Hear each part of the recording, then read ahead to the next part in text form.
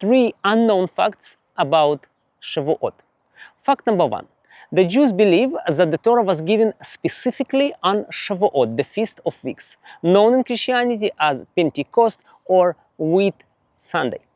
According to the biblical calendar, the exit from Egypt was on 14th of Nisan, and 50 days are accounted for until the beginning of the 3rd month of Sivan.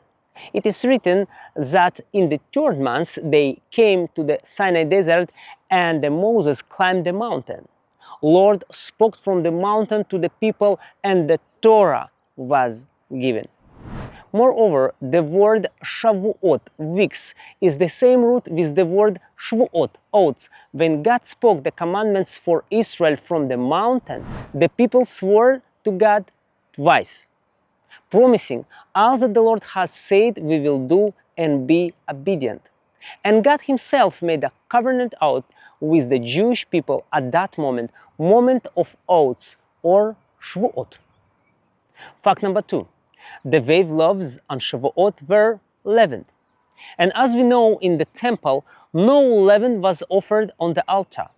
And the burnt grain offering was only unleavened. But on Shavuot, God suddenly commanded to bring him a leavened grain offering. The 2 loaves for a wave offering, lechem tenufa, were placed on one linen, and the high priest waved them before God.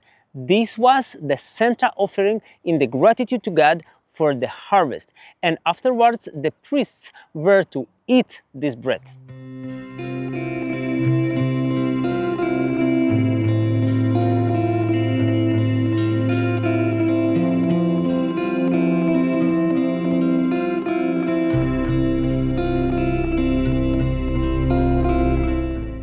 But what do the 2 leavened breads mean?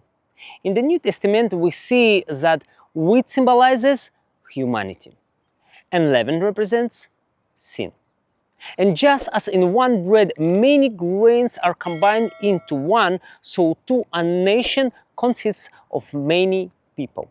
And since this bread is leavened, it is associated with sinners.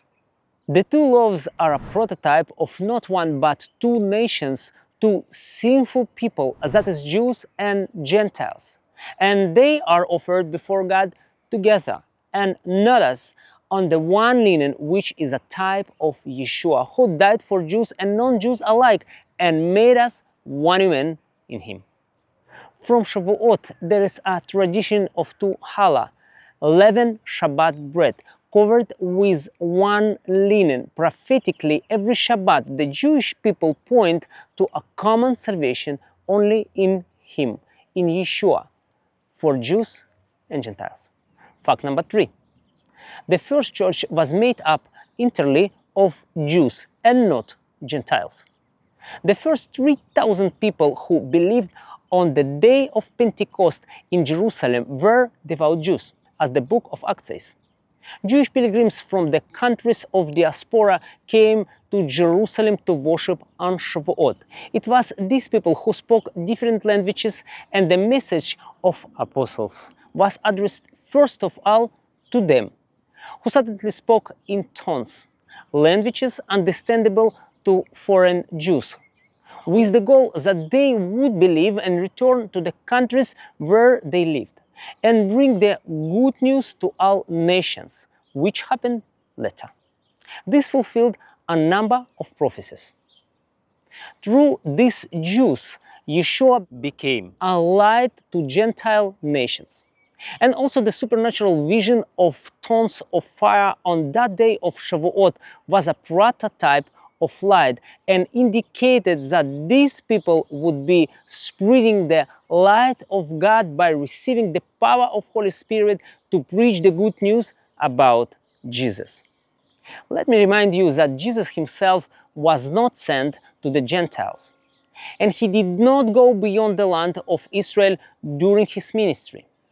But by bringing the good news far and wide, new disciples also fulfilled the prophecy that the word of the Lord would come from Jerusalem and the law, the Torah, out of Zion. And the archaeologists in Israel claim that the descent of Holy Spirit was precisely here on Mount Zion. With love from Jerusalem. Chag Shavuot Sameach.